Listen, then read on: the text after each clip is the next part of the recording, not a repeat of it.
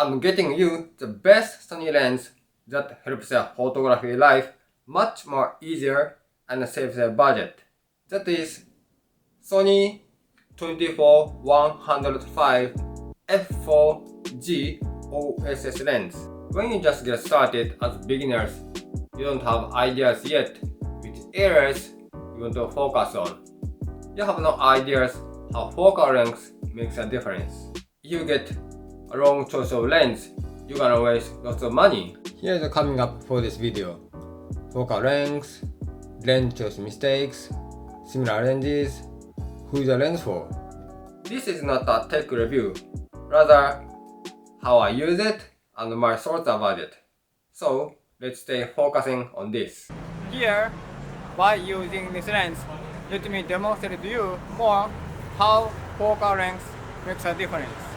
Wide, medium, and telephoto.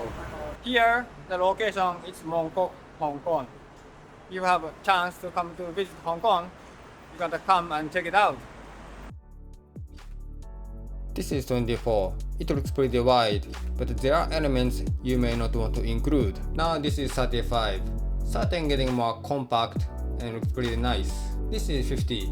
50mm focal length is what you see and what you capture is pretty like similar. You can organize more the images, the scene. This is 70. You see more compression here, and you can cut and capture the scene to emphasize more what you want. Now this is all up to 105. You see dynamic compression here. You can organize the images and you can emphasize the images that you want from the scene. By using this lens focal length, you can get many composition ideas. Please let me know which focal length you like. After I got this lens, it has helped my photography life far much more easier for client work, creating my artwork, and also traveling as well. This is the best Sony lens I always put on my camera and carry every day. I have been using for many years.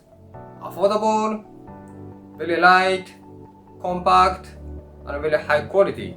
My first lens I bought was Sony f2.8 16-35mm G Master lens, which is now shooting this video. It's a bit expensive, but very high quality and very sharp. When I started, I wanted landscape photography and I wanted to capture night view. Soon later, I found out that the focal length is too wide and also too short for tighter close-up. So the next lens I got is this Sony 24-105mm F4 G OSS Lens. This lens is absolutely amazing and fun for close-up and far objects. It gives amazing compression. Then I started getting client work for events and portraits and pre-weddings as well. This 16-35mm was good for group shots but too short for the tight shot.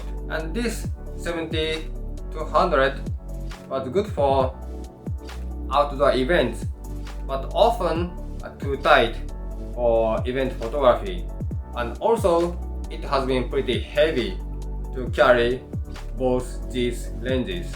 This 24-105 can cover a wide, medium, and telephoto. Budget friendly, very high quality, sharp, easy to carry, everyday lens. Now let's see similar zoom lenses. 16mm is actually for real estate, architecture, and interior. And I really have used this focal length. Make objects look larger and longer.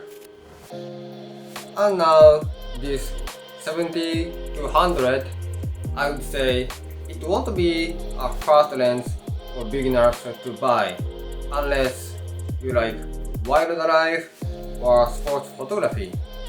The 20-70 f4 and 24-70 f2.8, you may feel 70 is a bit short. and this 24 to 105 already covers the focal length. And besides, the price of 20 to 70 is similar, but 24 to 70 G master lenses it's like double the price with 24 to 105. Then who is the lens for? Everyone, all of you, from beginners to professional, all-round versatile lens. Affordable, compact, and high quality, covering wide, medium, telephoto lenses. Very versatile lens. I talked about the best Sony lens for beginners. If you found this video to be helpful, please hit the like button so other people can watch it and get the safe information that I got. Now, if you wanna know what camera gears you need as beginners, please check out the next video.